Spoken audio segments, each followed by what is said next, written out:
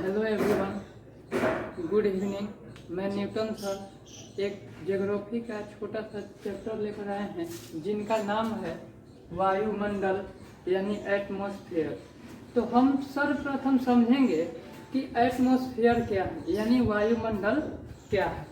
तो देखिए, पृथ्वी के चारों ओर से घिरे हुए वायु के विस्तृत फैलाव को वायुमंडल कहा जाता है। और जब वायुमंडल की ऊपरी परत को अध्ययन किया जाता है तो उसे एरोलॉजी कहते हैं, तथा निचली परत के जब अध्ययन करते हैं उसे मेट्रोलॉजी के नाम से जानते हैं। अब आगे हम लोग समझेंगे कि वायुमंडल में गैसों का वितरण, यानी कहने का मतलब है कि वायुमंडल में एक गैस नहीं विभिन्न गैसों का क्या है, मिश्रण है। तो बारी बारी करके हम लोग समझेंगे। पहला है नाइट्रोजन, जो वायुमंडल में इनका फैलाव 78.03% है और इसी का सबसे सर्वाधिक फैलाव है 78.03%। उसके बाद है ऑक्सीजन, यानी ऑक्सीजन का फैलाव है 20.99%।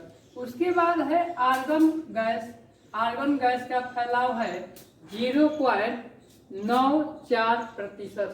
उसके बाद है कार्बन डाइऑक्साइड यानी CO2 का फैलाव है 0.01%।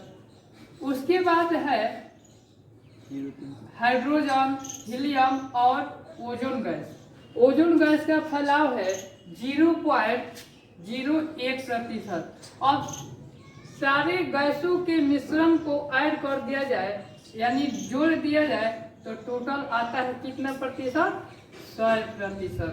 अब हम लोग आगे टॉपिक समझेंगे स्ट्रक्चर ऑफ एटमॉस्फेयर, यानी ये अन्य एग्जाम में पूछ लिया जाता है कि वायुमंडल की संरचना को कितने भागों में डिवाइड किया गया। तो वायुमंडल की संरचना को 5 भाग में डिवाइड किया गया, जो हम लोग बारी बारी करके समझेंगे। तो पहला आता है क्षोभ मंडल। तो क्षोभ मंडल के बारे में हम लोग जानेंगे।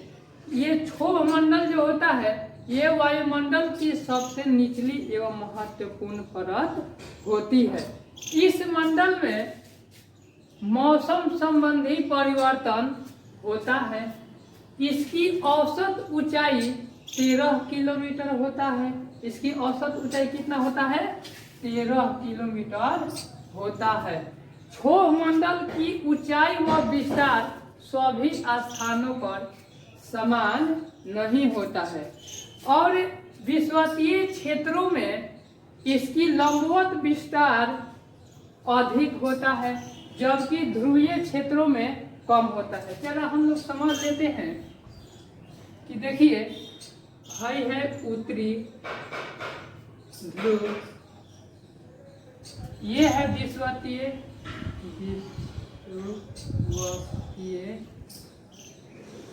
रेखा। मान लेते हैं इसका औसत ऊंचाई कितना है, 13 किलोमीटर। ये मान लीजिए 8 किलोमीटर, ये हो गया 18 किलोमीटर। अब देखिए 13 किलोमीटर इसकी औसत ऊंचाई होती है। मान लेते हैं ये एवरेज।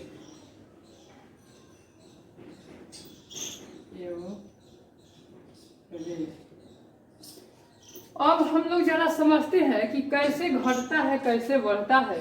तो हम लोग जानते हैं कि ये सभी जगह समान नहीं होता है। तो अब हम लोग समझेंगे कि देखिए इसकी औसत ऊंचाई होती है 13 किलोमीटर।